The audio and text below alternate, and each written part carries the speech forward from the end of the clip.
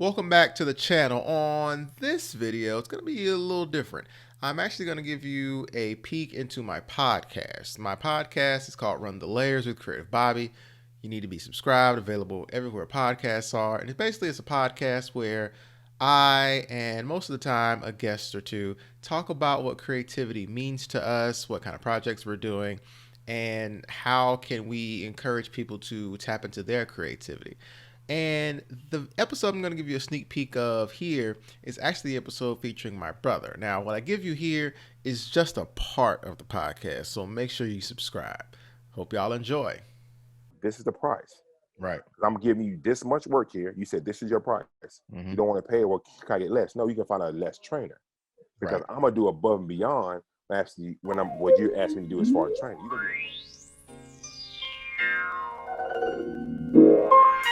All right, welcome to another episode of Run the Layers. I'm your host, Creative Bobby, and with me is a sports performance extraordinaire. He's a trainer. He played professionally overseas for many years, playing basketball. One of the best people that I know, and he happens to be my brother, Larry Bratcher Jr. of Hegemony Training. What's up, bro? How you doing? I'm fantastic. How's it going? It's going all right. It's going good. It's going good. Glad you could be here on the podcast. One of the goals of the podcast is to get different people from different walks of life to kind of talk about creativity. And you being a basketball trainer, I want to kind of know, like, what does creativity mean to you? Creativity means to me the ability to bring to life something that wasn't already alive. So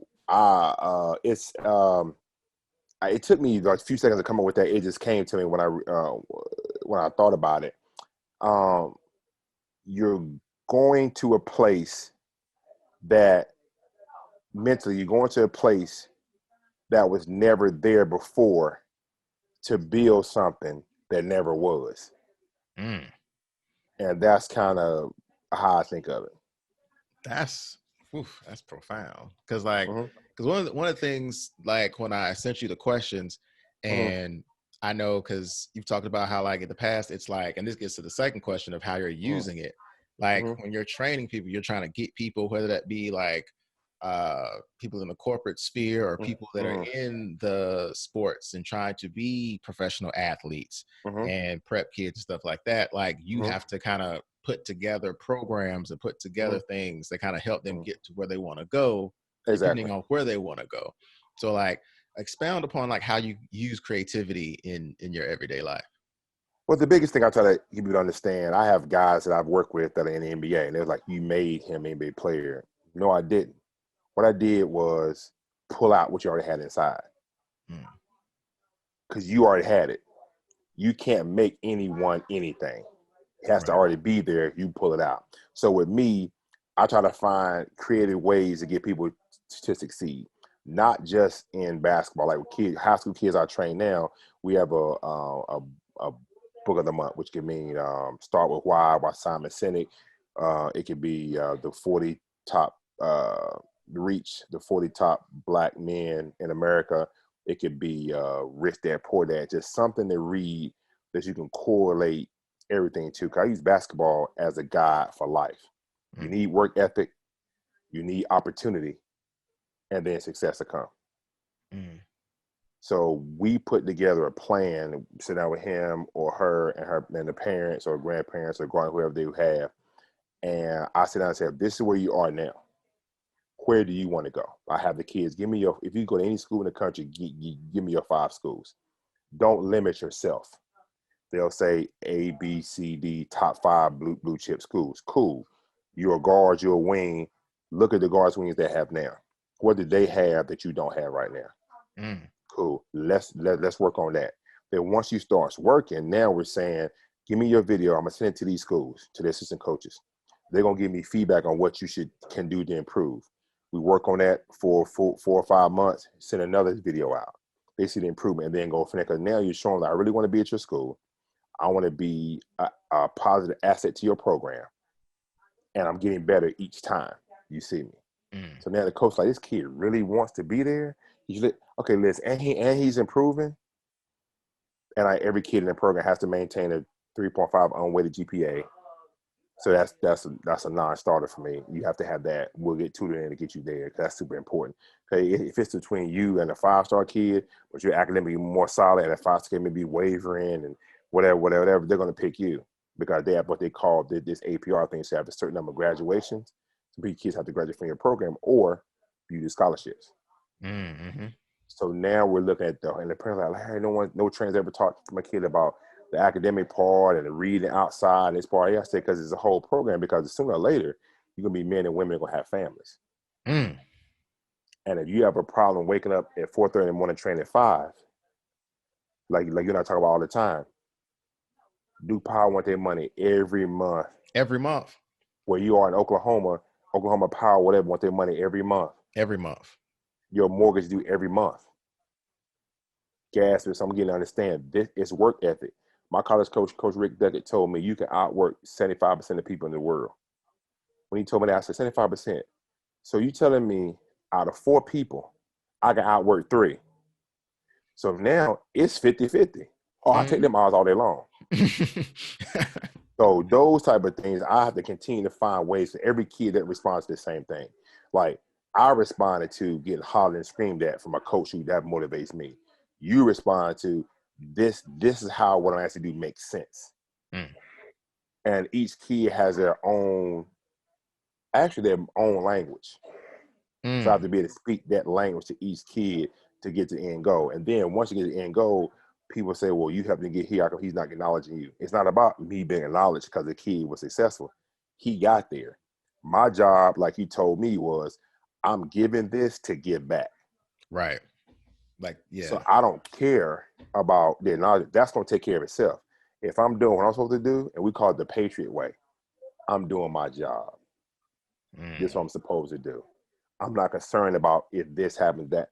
And that's, once I got rid of that, I actually became more creative. Because the energy I would normally spend on, well, I did this for this kid to help the kid get here, looking for a result, I let go of the result and got more energy to focus on the process. So focus on the process, I got even better results because I wasn't worried about a result. And when I started getting to that, now I have things I'm coming up with now, like I'm going to talk to you about later on, that can help an invention that came to my mind, because I'm so free to focus on just being creative.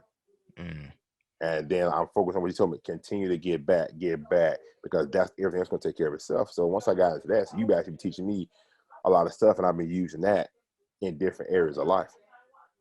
Yeah, because that's like being like in love with the process. Like, people talk about that a lot, but a lot of people, that's one of those things that a lot of people say. Like, I know there's a lot of business things that a lot of people say, and then a lot of people like, they get the inspiration and then they're like, oh, that sounds good, but then they don't actually apply it because it's not glamorous, like, but if you love what you do, like, there are people who, like, I can agonize for hours over just a logo, but if that's not what you love to do, then you're going to quit that because that's not what you want to do. So if you love training, if you love basketball, for example, and you're trying to be the best you can be, but you're not putting in the work, then your words have to match your work. Right. And I tell the kids, you gave me 5 schools. You gave me blue blood. But you're giving me tap water effort. I can find you anywhere. What separates you? Is it core water? Is it what's the water? Fuji water or Fiji water? Is it, you know what I'm saying, Evian or whatever it's called? Is it the water, the bubbles? That, like, what are you giving me? It's going to separate you from everybody, because I can find you anywhere. So I need a separation in. So now, if you know when to separate yourself, is one or two things. Either we need to readjust your goal of going blue blood and just go to school for free, or you're telling a lie. So I don't want to go through trying to play with these kids, because if they're going to lie, I'm not going to be complicit in the lie. So now you can't look at me like, well, he told me this, he kept getting, because you had kids saying, well, you're going to be the number one pick in the draft as a 9-year-old. Or this kid's going to be good at 15. We don't know that. So my thing, I need to tell you the truth. You need to work on A, B, C, D, and E. Forget the end result. We got to work this part to get there. And if you don't want to work this part to get there, you don't put the work in to get there, it's cool. Let's readjust your goal, because we're not going blue blood. We're going Division 8, which is not a problem. No, it's free. Or we're telling a lie. And if it's a lie, let's prepare you for two things. One or two things. Let's prepare you for the workforce. Amazon, hate to get shameless plug to Amazon. Amazon, some other type of company you can work for. Start at the bottom, work your way up to the top. UPS, FedEx. Or we need to go to the service,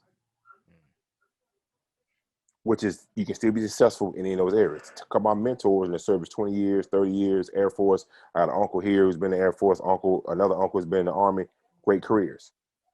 But we're going to tell the truth here. And if you want me to tell the truth, not a problem. We need to go in a different direction, because I'm not going to lie to you, because now I've hurt you more than I helped you. I helped you early by making it easy for you, but hurt you in the long run. So we have a saying, one of our mottos is, you're going to pay life now or you're going to pay life later, but you're going to pay life.